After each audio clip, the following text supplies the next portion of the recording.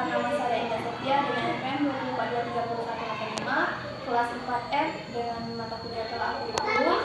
Di sini saya akan mewawancarai Bapak Mas Ruas, Sarjana Pendidikan dari Sekolah Dasar 146 Rejawabong seputar materi tentang kurikulum. Apakah Bapak memahami tentang kurikulum mereka dan perubahan kurikulum nasional yang akan datang? Jadi kita di setiap 1 menit sudah menerapkan kurikulum merdeka di otomatis semua guru itu sudah paham apa itu kurikulum merdeka sesuai dengan pertanyaan Indah. Jadi posisi saya sekarang mengajar kelas 6 ya. Jadi mulai tahun ini saya sudah melakukan kurikulum merdeka dan tentang perubahan kurikulum nasional tadi ya. Jadi mungkin mindsetnya sekarang ini menteri baru ya.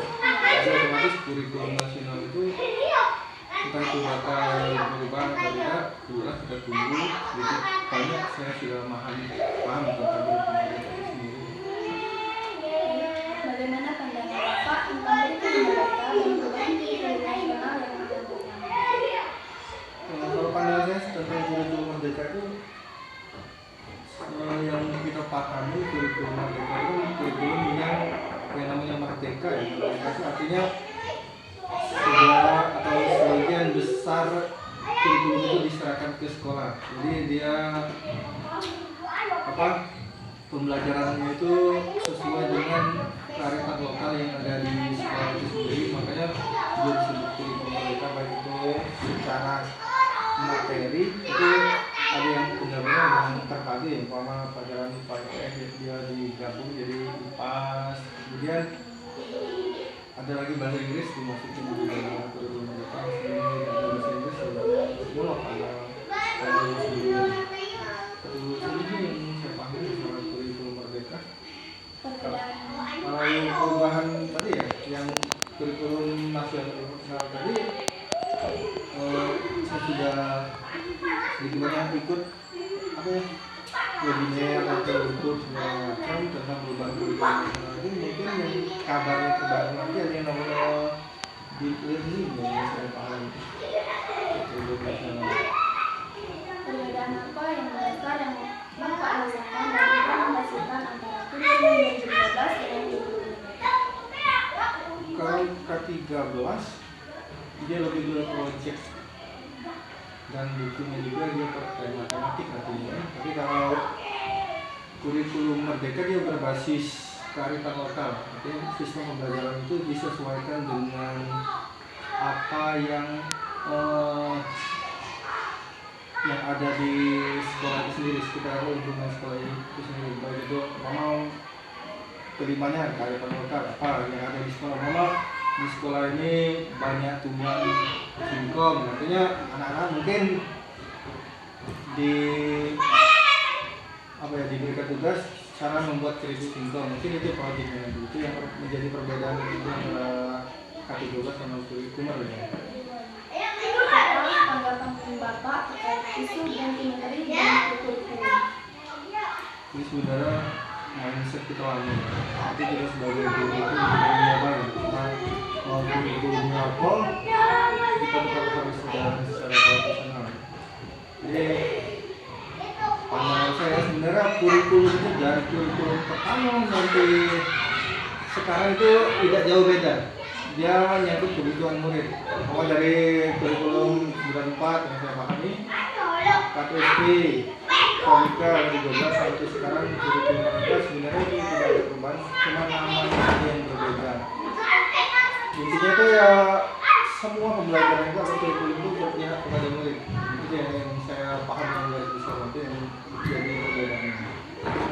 Apakah sekolah Bapak telah menerapkan kurikulum merdeka secara ideal? Ya kita harus bahasanya itu ya, lihat kondisi di sekolah kita, apalagi kita nih di pedesaan sebenarnya ya. Jadi kurikulum merdeka itu sangat-sangat tepat. Jadi pembelajaran itu berdasarkan kebutuhan murid yang ada di lingkungan sekolah ini. baik itu secara pembelajaran ataupun secara materi. Jadi kita apa ya bahasanya, integrasi antara kurikulum nasional dengan kurikulum yang ada di lingkungan sekolah kita ini. Tema apa yang paling sering dipilih dalam implementasi tema pada kurikulum terbaru? Tema kami lebih ke yang pertama tentang dimensi berkelanjutan ya, artinya sama kewirausahaan. Kalau dalam proyek kemarin anak-anak diberi kebebasan membuat makanan di rumah, kemudian dipasarkan di sekolah. Jadi kita sistem bikin belajar di depan kelas, jadi guru keliling tuh di depan kelas, lihat makanan-makanan yang dibawa oleh anak itu, melatih anak untuk berwirausaha sesuai dengan kemampuan mereka buat di rumah mereka. Kalau tidak, apakah Bapak tahu kira-kira apa yang akan dilakukan di sekolah Bapak? Itu kan belum ngomong itu, jadi ini nggak boleh diisi karena sudah diberlakukan. Apakah Bapak pernah mengikuti pelatihan kurikulum mereka? Kalau iya sudah berapa kali, tentang apa dan insight apa yang Bapak dapatkan? Kalau tidak, alasan apa yang menjadi kendala? Kalau ikut kurikulum IPTEK gitu ya, alhamdulillah udah pernah ya ikut pelatihan kurikulum mereka, dari itu masalah penilaian pembelajarannya yang ada di dalamnya yang lebih saya ambil saya pikir itu tentang pembelajaran dari komunikasi yang paling saya suka, karena pembelajaran itu menyesuaikan kebutuhan anak. Artinya ada anak yang ada tiga, audio, visual, dan kinestetik ya. Audio itu yang berdasarkan pendengaran, anak lagi mudah memahami, kemudian ada yang lagi visual, anak dengan nonton sudah paham, oh ini maunya pembelajaran ini. Kemudian untuk anak-anak yang kinestetik itu lebih anak-anak yang bahasa kita dulu hiperaktif ya. Hiperaktif itu artinya tidak berdiam. Nanti kalau kamu sudah pergi langsung ke sekolah, ada anak-anak itu yang dia minta perhatian guru, keliling sekolah itu ya. Makanya itu yang perlu bimbingan khusus. Kinestetik itu bagaimana seorang guru itu membimbing anak itu supaya paham dengan materinya, itu paham dengan problem. Proyek apa saja yang pernah dilakukan? Kalau proyek kebanyakan kami pada waktu pembelajaran itu membuat belajar sambil bermain ya, belajar sambil bermain. Jadi anak-anak itu mau kita bikin materi lah, materi pelajaran matematika. Jadi anak-anak itu kita selaku guru menyiapkan bahan atau itu. Kemudian anak-anak mama kemarin pernah bikin menyiapkan aqua ya, anak-anak bikin estafet. Jadi kita konsepnya belajar tentang pecahan. Jadi kita siapkan aqua, ternyata ada 6, kita letakkan di keramik, jadi 9 ya. Kita ambil 1, jadi satunya itu jadi pembilang. Kemudian jumlah total keseluruhan dalam keramika ada 9, jadi 9 itu jadi penyebut. Jadi anak sudah paham, berarti kalau diambil 1 jadi pembilang, berarti total keseluruhan 9. Kemudian bilang lagi, coba ambil 5, berarti 5 ini pembilangnya, bawahnya penyebut.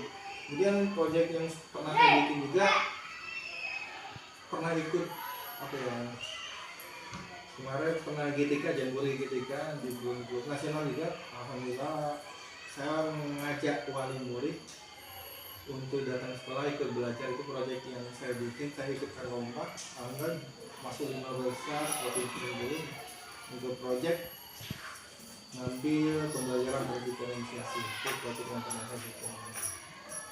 Terkait dengan profil belajar Pancasila, profil yang mana yang intens diimplementasikan dalam pembelajaran? Kalau profil saya lebih menekankan ke mandiri ya, dimensinya ada 6. Jadi anak itu diberi, walaupun keseluruhan itu penting ya, cuma ya saya tekankan itu dimensi yang mandiri. Saya pengen anak-anak itu tanpa diperintahkan oleh guru, mereka tuh bisa mengerjakan sendiri. Kalau ini ada sebuah pembelajaran, guru itu sebagai umpan saja, jadi murid tanpa kita suapi dia paham. Itu saya pengen di pabrik mandiri itu. Apakah harapan Bapak dengan melaksanakan kurikulum merdeka?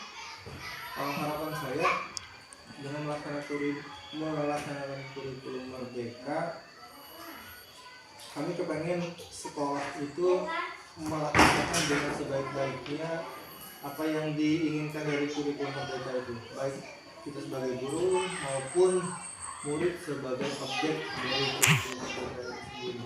Itu harapan saya. Kemudian yang kedua, saya pengen fasilitas dari harapannya, fasilitas yang disesuaikan dengan kebutuhan sekolah itu dapat dimanfaatkan dengan sebaik-baiknya. Gitu. Apakah kurikulum merdeka sesuai dengan kebutuhan siswa dan pembelajaran? Seperti apa contohnya? Itu tadi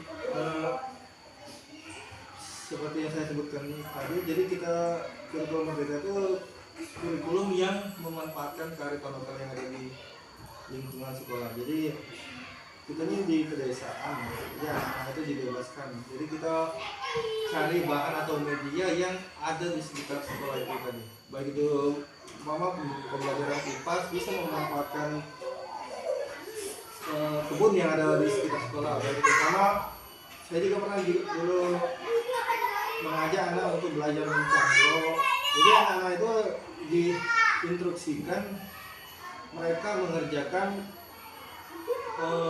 pembelajaran mencangkok di rumah, itu cuma menjelaskan rangkaian atau cara-cara mencangkok yang benar. Jadi kasih waktu beberapa bulan, kalau sudah tumbuh akar silakan dibawa ke sekolah. Jadi pohon itu kita tanam di sekolah. Itu yang pernah saya lakukan. Bagaimanakah interaksi guru dengan siswa selama implementasi pembelajaran?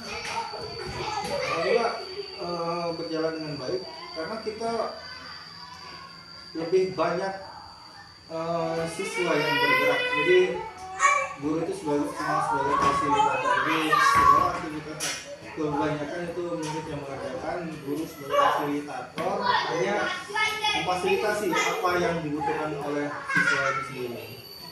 Bagaimana Bapak memasukkan unsur literasi, intuitif, coach, rumah, penampilan abad 21 di dalam modul yang Bapak buat?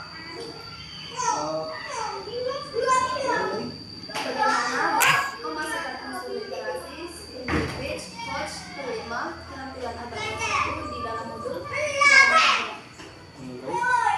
Jadi saya mengajak anak, makanya saya mengajar sama anak, literasi itu banyak sumbernya, baik itu di lingkungan sekolah, di internet, atau media-media lain. Jadi setiap proses pembelajaran guru harus menyiapkan modul, jadi kita harus melihat mana yang paling bermanfaat atau paling bisa dimanfaatkan di lingkungan sekolah itu. Jadi sesuai dengan pembelajaran atau materi di modul itu ya saya pastikan yang ada di lingkungan sekolah, kemudian unsur hot, kemudian ada materi nggak jauh dari internet ya. Jadi saya masuk semua, jadi anak-anak itu saya ajak nonton dulu, memenuhi kebutuhan anak ya, yang audio visual dan estetik. Kemudian kita kaitkan dengan yang ada di lingkungan sekolah kita di sini. Apakah ada masukan yang dapat diberikan kepada kami mahasiswa sebagai calon guru? Jadi untuk mahasiswa sekarang yang lagi merintis ya menjadi seorang guru atau calon guru masa depan, jadi kepengennya jadilah mahasiswa yang benar-benar paham apa maunya murid yang ada di sekolah untuk tempat kami mengajarkan, karena setiap tahun pasti bakal ada hal-hal baru yang dibuat oleh pemerintah, dan kita sebagai mahasiswa harus siap dengan tantangan yang ada ke depannya. Itu yang harapan kami. Baiklah, terima kasih Bapak sudah mau diwawancarai. Wassalamualaikum warahmatullahi wabarakatuh. Waalaikumsalam.